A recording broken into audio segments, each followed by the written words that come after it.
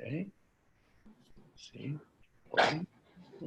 Martha and I always get nervous when we push the recording button because we did a series of webinars last spring. There were 5 of them, and was it just 1 or was it 2? It was 2 or so. I think 2. We forgot to click the record button because we got so excited about jumping into the webinar and getting going that we forgot to record them. So after the webinar, we went back and re-recorded them, but just she and I. So we had to pretend there was an audience listening to us. And that was kind of odd.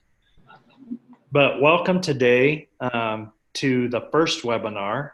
There'll be 2 in this particular series. 1 again next week on the 20th at the same time, same place. 20th. 20th? Okay. Yeah, next Wednesday. And this webinar and the next one, and then there might be some more coming up this spring, are brought to you as part of the Voices on the Land grant that Ketchikan School District has with Sealaska Heritage Institute. Are any of you familiar with that grant, the Voices on the Land? Okay, great, good. And also as part of that grant, Martha and I were both supposed to be in Ketchikan last June at the Basic Arts Institute. It ended up I had a family emergency. I couldn't go, but Martha was there. Were any of you at the Basic Arts Institute? Hi guys. You will recognize Martha then, and I'm sure she recognizes you as well. But today for part 1, I'm going to be the presenter because next week I'm going to be out of state. So Martha will present part 2 next week, and I will present part 1 today. Okay. So this is the first one, and it's called The What and Why of Culturally Responsive Instruction. So Martha and I both work for SERRC, Southeast Regional Resource Center, whose main office is in Juneau. We both are out of the Anchorage office. It's a little satellite office that we have here in Anchorage. Some of you may have heard of SERRC or are familiar with SERRC and know that SERRC is an intermediate educational agency. SERRC is Alaska's only educational resource agency. So we provide all kinds of supplemental education, support, training, business services, itinerant special ed services. We do all kinds of things all across the state. So now I'm going to switch screens. So you're not going to see me anymore, but you're going to see the PowerPoint for today. So I'm going to get that set up and share my screen with you all. Okay, you stopped seeing me, right? Yes. Okay, perfect.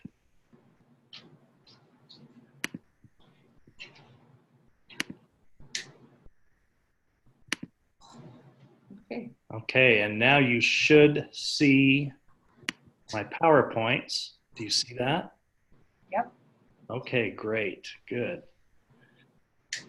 So again, this is brought to you on behalf of Sealaska Heritage Institute through the Voices on the Land grant. And Martha and I are called Culturally Proficient Schools, which is a program of SERRC, Alaska's Educational Resource Center. And just a minute here, get set up. There we go. So in today's learnings, we're going to explore these 4 areas. The first one is, what does it mean to be culturally responsive? What is culturally responsive instruction? Why is culturally responsive instruction critical for academic success? And then finally, culture in the classroom, an Alaskan framework for planning and measuring culturally responsive instruction. And again, I said there will be 2 webinars. Today is part 1, and then part 2 will be next week. And that will be learning to apply the Alaska cultural standards in order to create culturally responsive instruction.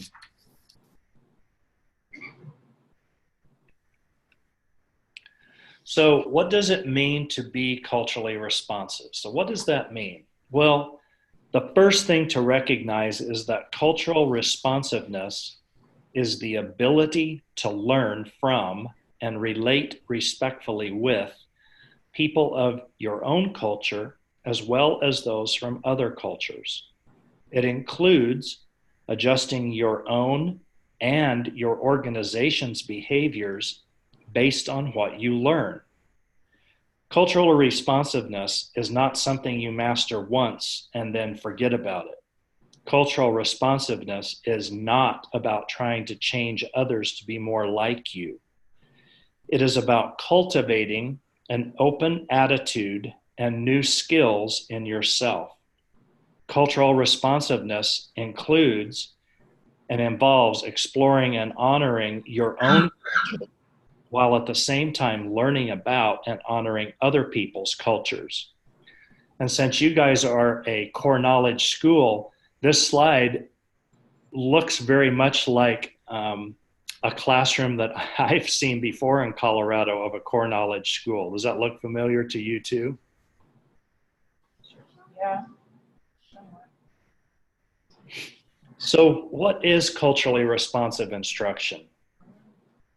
When an educator is being culturally responsive, they use that mindset about being culturally responsive in order to develop a culturally responsive pedagogy that builds on the premise that how people are expected to go about learning is different across cultures.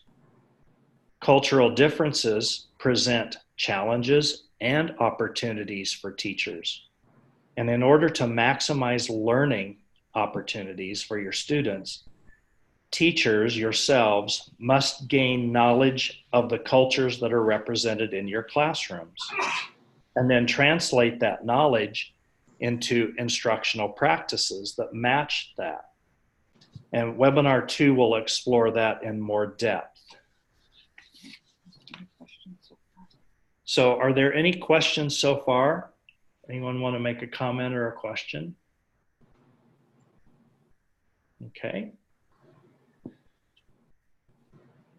So culturally responsive instruction is not a bag of tricks.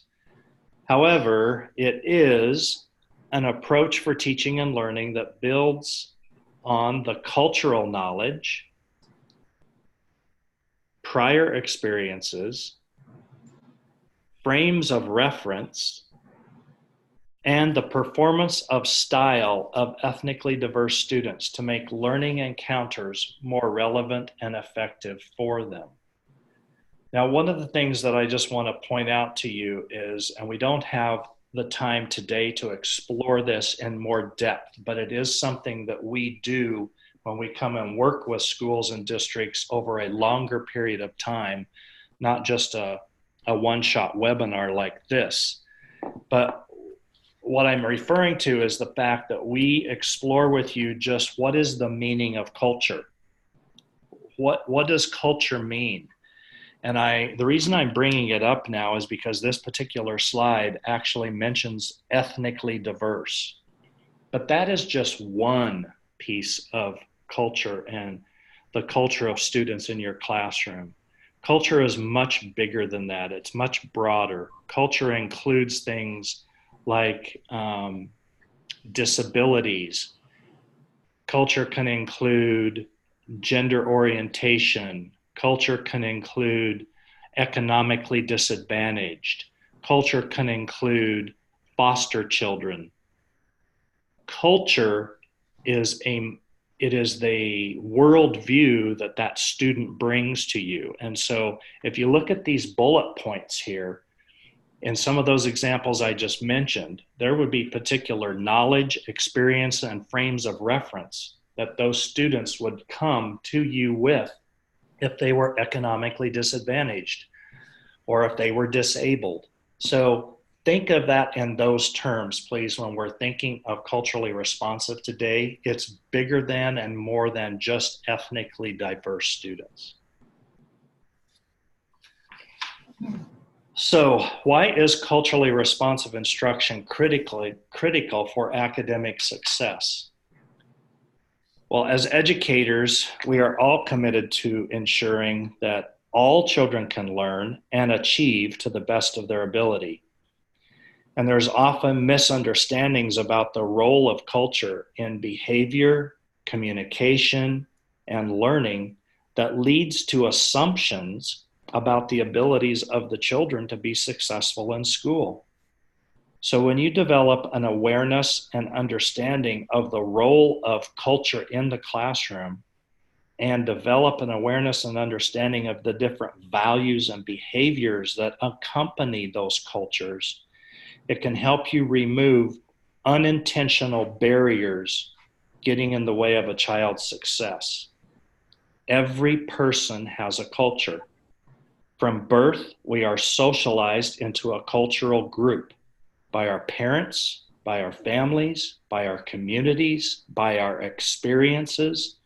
And over time, our culture is influenced and changed as a result of other encounters that we have, like education, going to school, the income that our family generates and has as a resource, or our geographic location. Ketchikan versus Barrow versus Tooksuk Bay, and also our peers, who those peers are that we develop our relationship with. The importance of that is that culture affects how we think and how we communicate and how we interpret the world and how we solve problems and how we make decisions.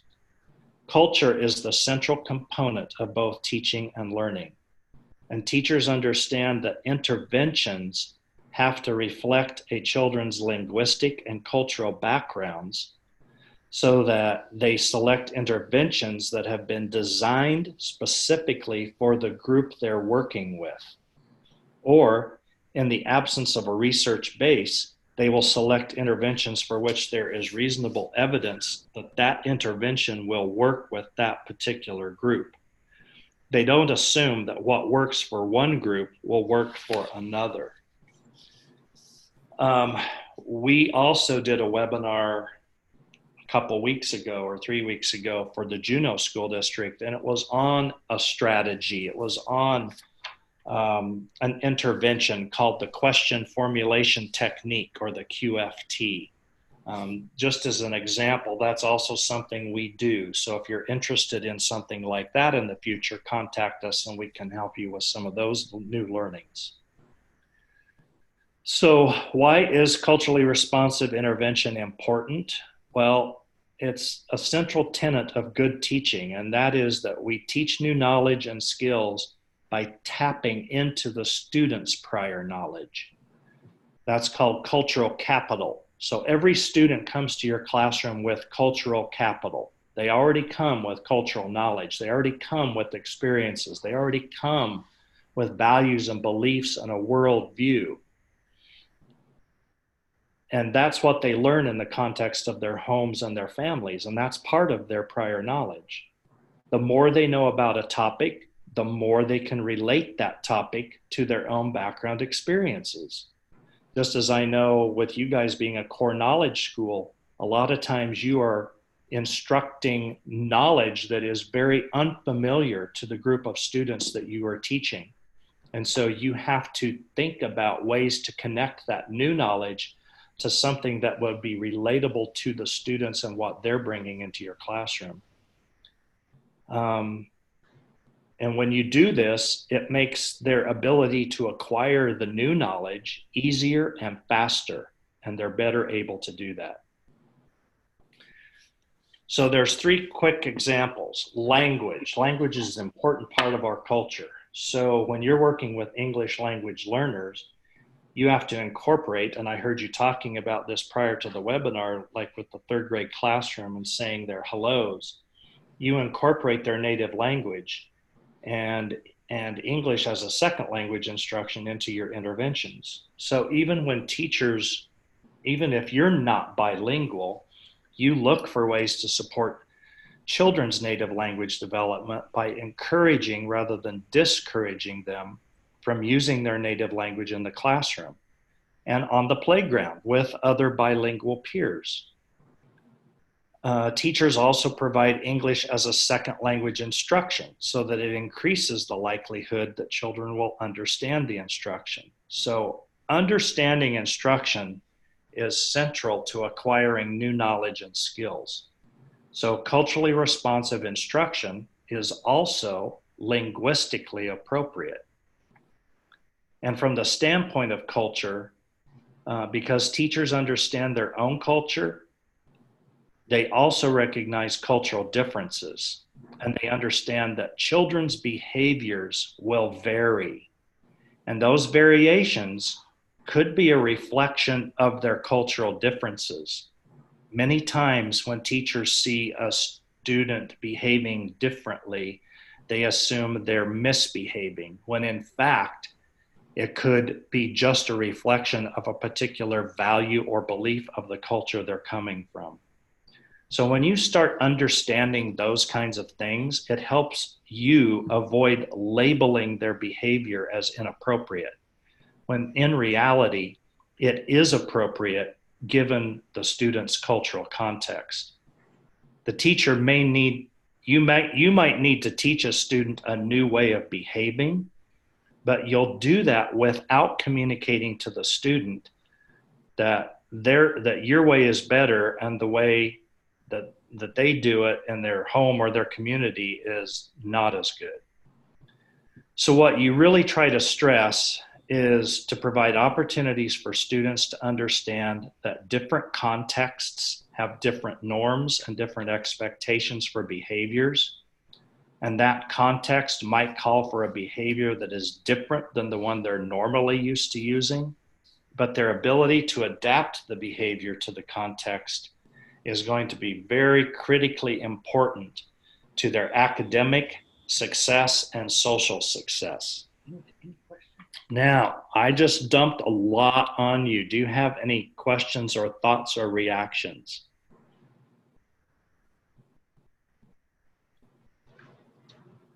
I'm curious, you mentioned incorporating language, a native language in your classroom. A lot of our students are from the Philippines. Would you encourage us to use Tagalog in our daily language use? Yes, it's important for every student to feel that they belong. And so, you don't have to use it maybe as often or as intensely or intently as you do with, let's say, perhaps the Tlingit or the Haida or some other languages that may be represented in your room. But it is important for every student to feel like they are seen for who they are, they're recognized for who they are, and that they, in some way, can see themselves reflected in the classroom. So if there are ways for you to do that, I don't know if I was a first grade teacher for quite a while, and so I labeled things in my room. I, put words on the wall that said light switch and, chalkboard and those kinds of things. I don't know if you could put things up that were in the child's other language or just, some way, somehow incorporate that. And that's exposing the other students in the classroom to that child's culture too. And that's what it's all about, is helping everybody in the classroom learn and to honor and respect each other's culture. And in response to that, I taught lots of different ethnic groups. And what we would do, Chamai, of course, is Yupik, and Doyinta is Athabascan, but the Hmong had their own way of saying it. And so for a week, we'd say, the Hmong would stand up and say good morning and greet us, and then we would greet back. And the same with the Filipino and in the other languages. So that's just a quick example. Thank you. You're welcome.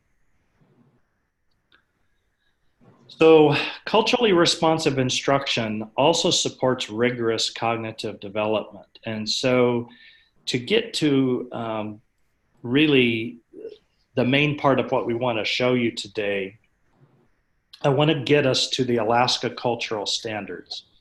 What you see on the screen is a publication that, that we created from 2012 to 2015 with an Alaska Native grant that we received at SERRC, and Bering Strait School District was our partner. And the publication we developed from that grant was called Culture in the Classroom.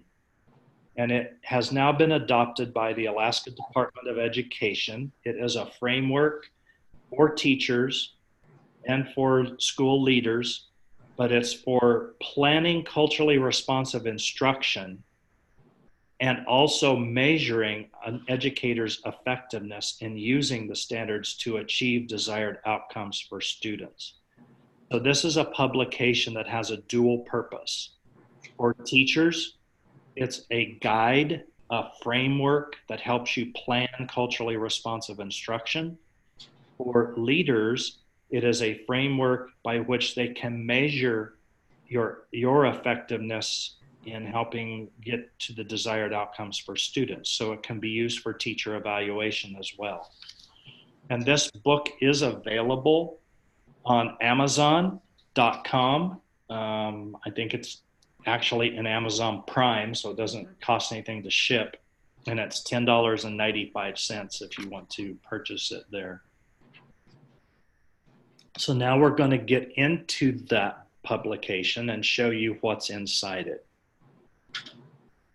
So what's inside it are a set of standards, and it's the culturally responsive standards for educators that were adopted by the State Board of Education in 2012 as a part of teacher evaluation. So we're going to share with you today 4 of these standards that are, again, part of teacher evaluation, but we hope to share with you today to set the stage, and then Martha will follow up next week on how do you use these standards for planning your instruction. When these standards are used properly, they will help you paint a landscape for your instruction, and it will detail to you what the student learning outcomes are that need to happen. So standards guide us in the what.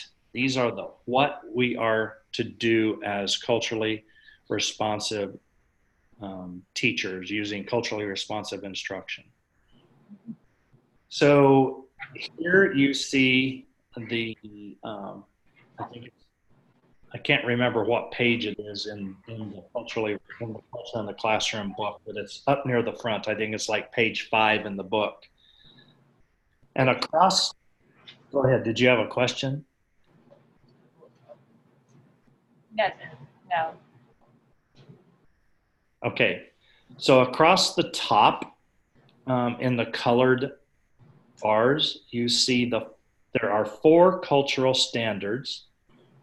Again, we developed these over a 3-year period, and we field tested them over another 3-year period in the Bering Strait School District, but also in 8 other school districts in Southeast Alaska.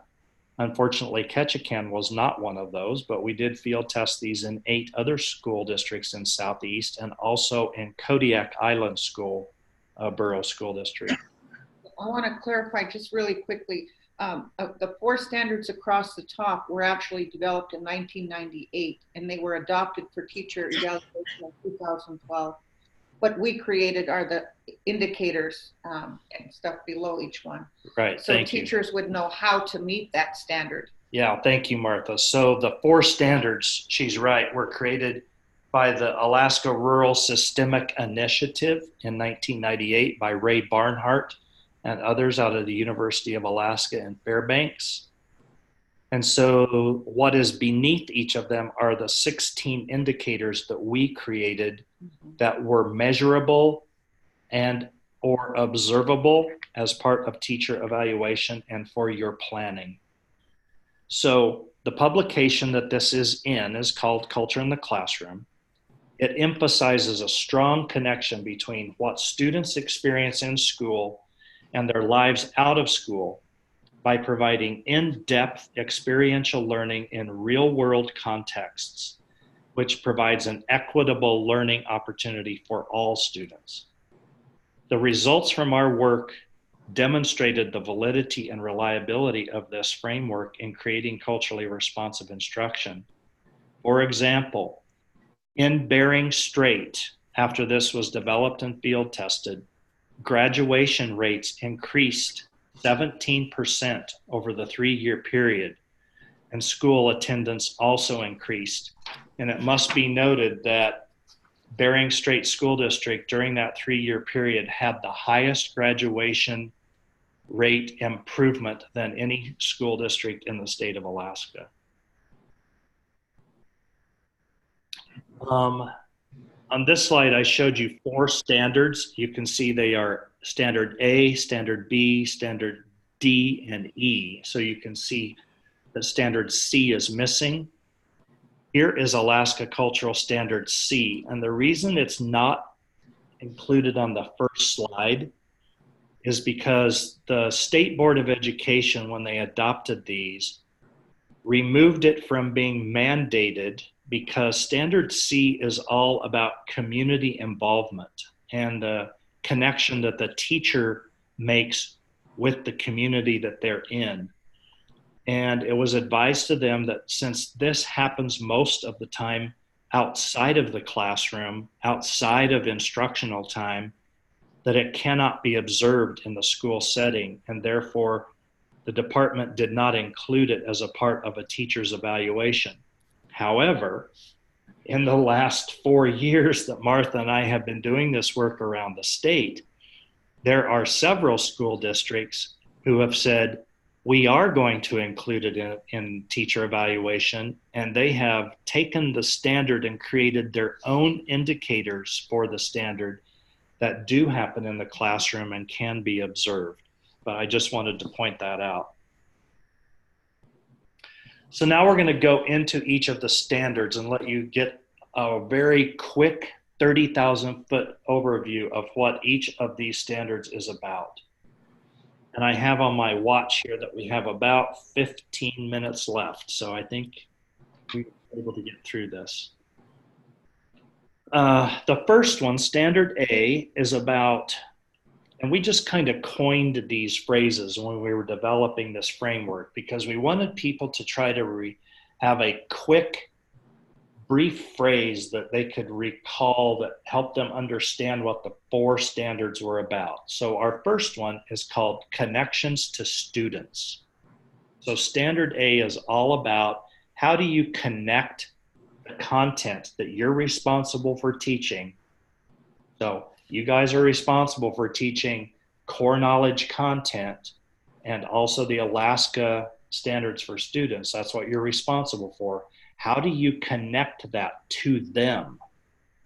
So the first one here is about the extent to which you ensure that all the content you teach is infused with examples and histories from a wide range of cultural groups, including, of course, including those of the students in your classroom. Now, remember, I spoke to you a little while ago that it's more than just ethnicity. There's lots of other worldviews that students bring to your classroom. And it's important to use their culture because it makes the content relevant to them. So this puzzle piece that's on your slide there kind of gives you some ideas of that broader sense of what is culture and what are the things that cultural responsiveness can include or should think about. In our book, Culture in the Classroom, it's organized by color. So the blue section of our book is all about Standard A. And at the beginning of each section of our book, where each standard is talked about, at the beginning of each one, there is a summary page. And that's what you're looking at right now is the summary page. And in each section, it'll have a page that looks just like this.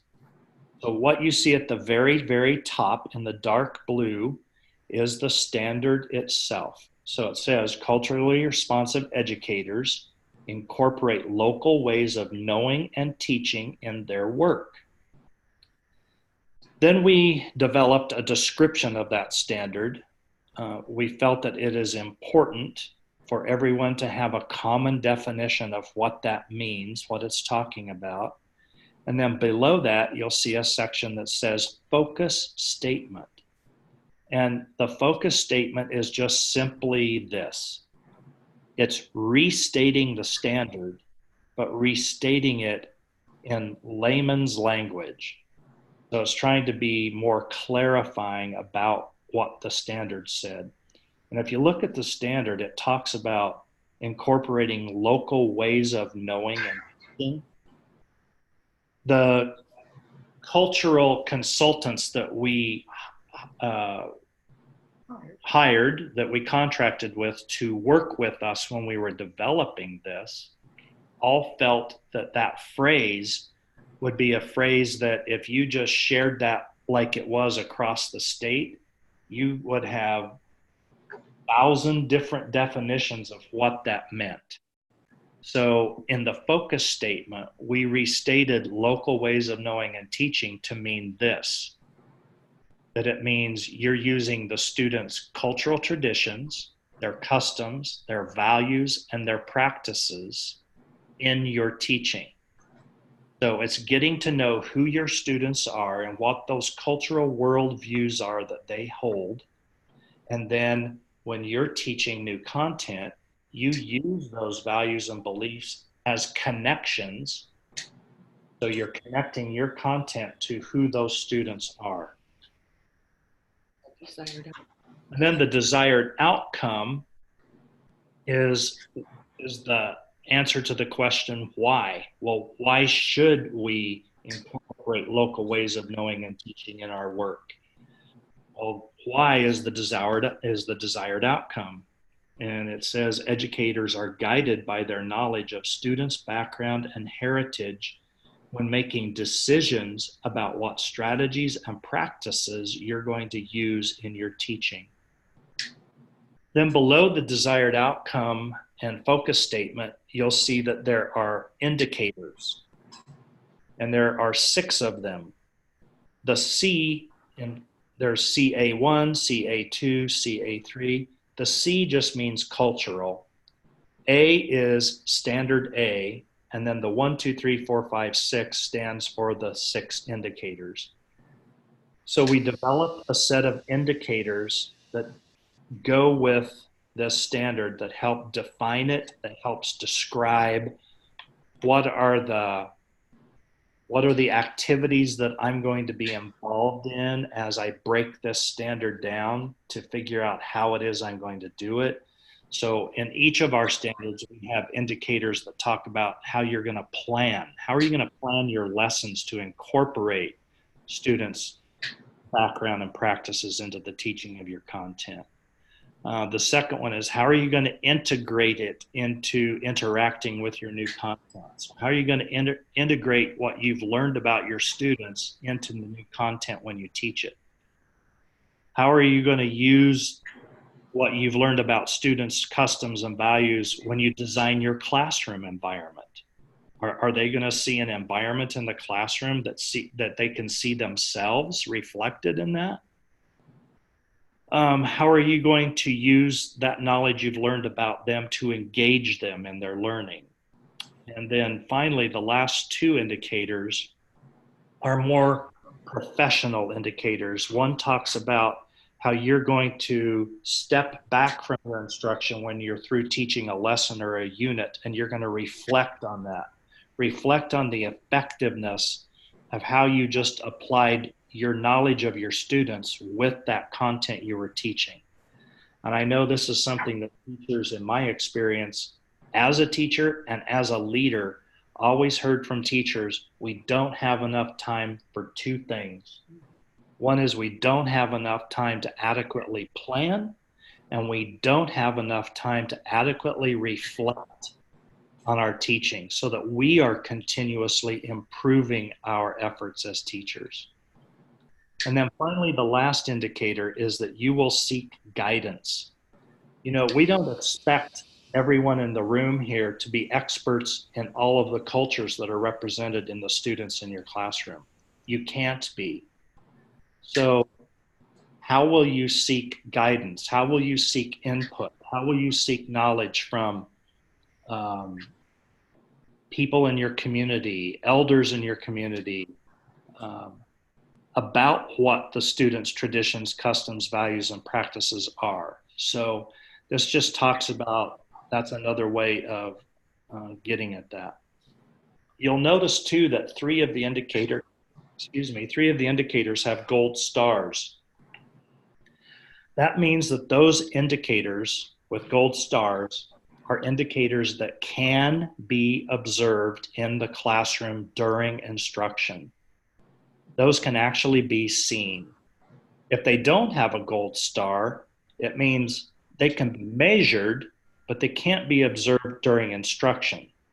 So you would have to collect artifacts or present artifacts showing that you had done or met those particular indicators.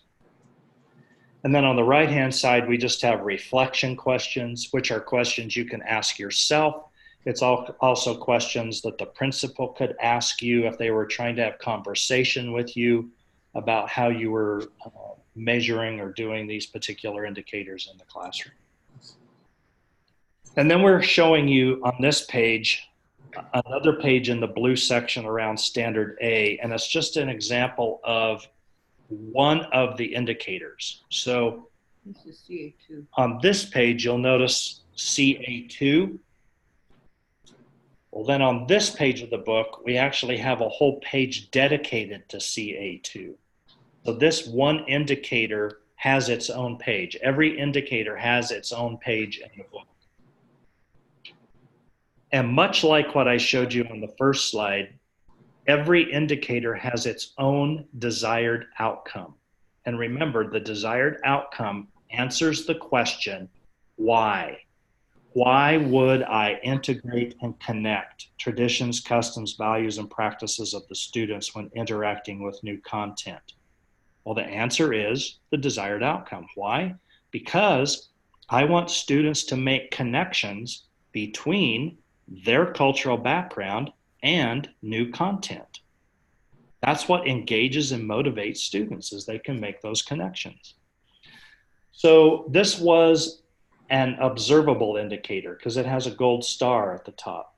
So on those particular indicators, we have shown then some evidences. Here are some examples of student behaviors you could see in the classroom. Here are examples on the right of educator behaviors you could see in the classroom. So these lists of example behaviors, both by the students and the teachers, are actually ways that you could start incorporating these indicators in your classroom if you weren't already.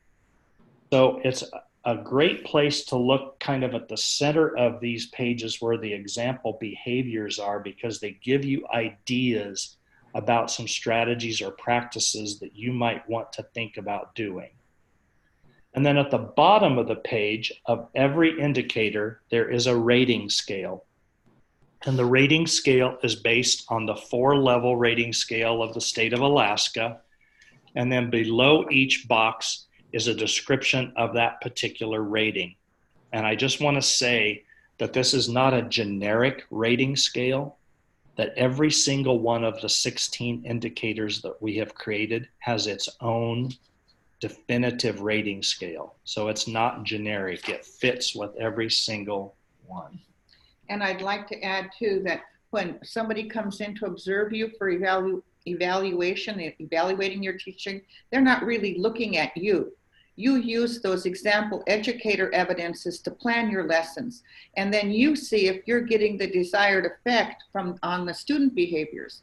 If you don't, because your evaluator should be looking at the kids. Are they engaged? Are they giving the responses that they should be? And if not, you as a teacher, you'll come back over here and grab a different strategy.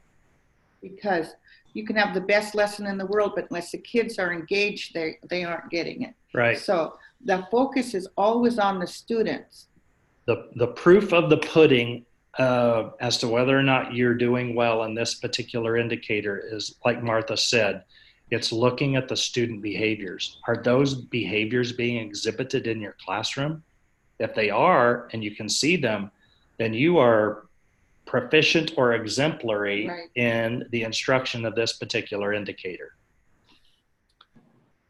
And we're running out of time, so I am going to have to go quickly. Standard B is connections to place. Now, the contrast of this standard to standard A was connecting content to the students. Standard B is connecting the content to the local place or the local environment or the local resources that you have there. So the delivery of standard B is going to look different in Ketchikan than it does in Hoona, or that it does in Bethel or Fort Yukon, because the local place and environment and resources are different. And then here is the same description for standard B. And again, it's just talking about that. It's outlining that it's how do you use local resources to help students connect to their learning, to their content. And then, yeah, it is a critical standard. Yeah, I'm trying to go quickly because I took a little longer with A just to show you how the pages were laid out. But then standard B, let me go back. Standard B had 4 indicators, and then here's just an example of one of those indicators. You can see it has different behaviors for the teacher and students and a different rating scale. And standard B really strives to create an identity with the place, because it's critical to developing and relating to larger concepts like citizenship and global participation and responsibility. They have to identify first with where they are. Right. And appreciate that. And again, I think that's one of the very cool things that I loved about the core knowledge curriculum, was that it helps promote that kind of global thinking and citizenship and connectedness. Now here you see standard D. Standard D is about connections to families. So family involvement, we know, is critical. It's crucial. And no matter what their income is or their background is or their culture is, students that have involved families are more likely to experience academic success. And so we have a standard about connecting culturally with the families. And it only has 2 indicators that you can see here. And then again, here's an example of one of the indicator pages. And I'm going to flip back real quick. There are no gold stars by either of these 2 indicators, which means neither of these can be observed in the classroom, but they can be measured by the evidence that you might produce or show your principal of artifacts that you've created or collected showing how you connect with the families. So in indicators like that, if you see this indicator page, notice there's no student behaviors here. It's just example evidence of teacher behaviors, because this is not an indicator that you would observe in the classroom, so you wouldn't necessarily see student evidences or examples. And these aren't end all be all. You do many things besides this. You just need to document it. This is a starting place for you. Which is why we put the word example in there, right, because we wanted districts and schools like yours to use this document as a beginning point, a starting point. And that as you start working with this in your district and in your school, you start adding your own examples of teacher behaviors and student behaviors. This is not a comprehensive list. Yeah, can't ever be, yeah. Then finally, we have standard E, which is connecting teacher expectations to student achievement. And we know that teachers who are committed to equity and an equity pedagogy always adjust their teaching to reflect and carry out the belief that you are the ones responsible for the academic achievement of all students, regardless of the race or economic status or gender or ability or ethnicity. Because holding to in real time, we often want to let go of high expectations for all students. And we must remember we are to hold expectations for all students that is matching of their potential. We cannot let that be a loophole. And again, we have same summary page for this. This is called high unbiased expectations. If a teacher doesn't do standard A in a particular lesson, remember standard A was connecting who the student was to the content. So let's say, for example, you don't do that. That's not going to harm a child. However, if a teacher doesn't hold to this standard of having high unbiased expectation, and if you sometimes slip unconsciously, unaware, and let your implicit bias show with students, that can lead to a dangerous, slippery path where a student may become disengaged in their learning. The school to prison pipeline can be ignited very early in a child's educational experiences if a positive expectation mindset is not created for the child by those who are around them in their environment. And we must remember, a child spends more hours at school during the school year than they do at home. And I'm just quickly showing you that. So They can talk about this there. I've gone over time by 1 minute. We got started a couple minutes late, but I want you to, I'm gonna pass this up for just a second. I'm gonna go here to see what you're wondering about, and then I'll come back to the slide I skipped. What are some things you're wondering about right now? Does anyone have something they'd like to say?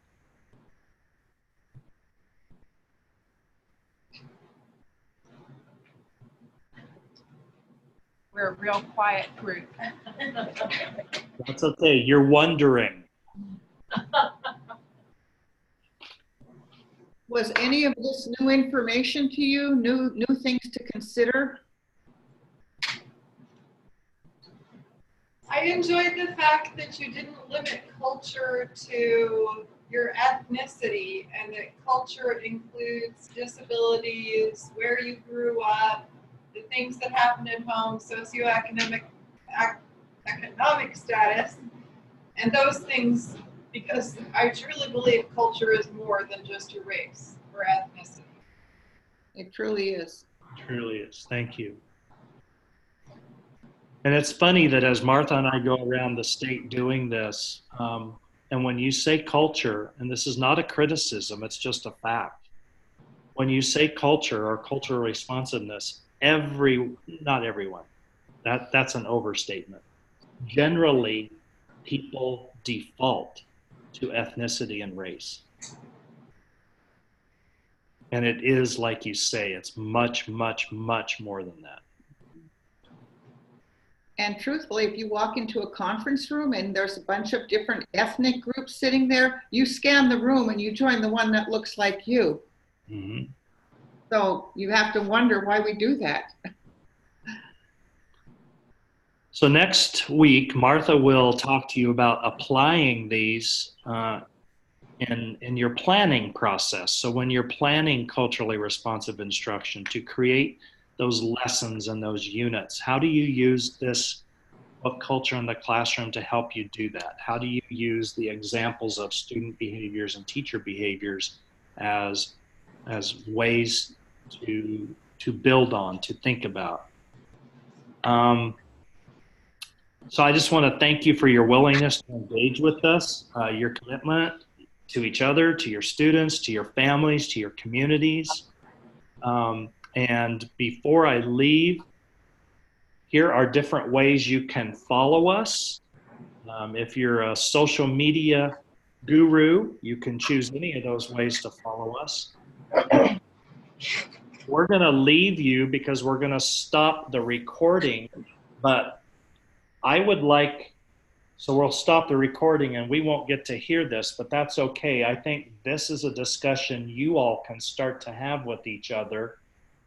Maybe turn and take the next 5 or 10 minutes if you have them, if you have the time, and talk to each other about some things you personally do or that you observe your school does to be culturally responsive. So I want to thank you all. Thank you for your time and hope to visit with you soon. And if you want to know more about this work, we can spend as much time with you. We have lots of different trainings, lots of different depths we can go to. And if we don't have one prepared for something you want, if you talk to us and say, we want this, we'll create it. So we look forward to it. Thank you. Thank you very much.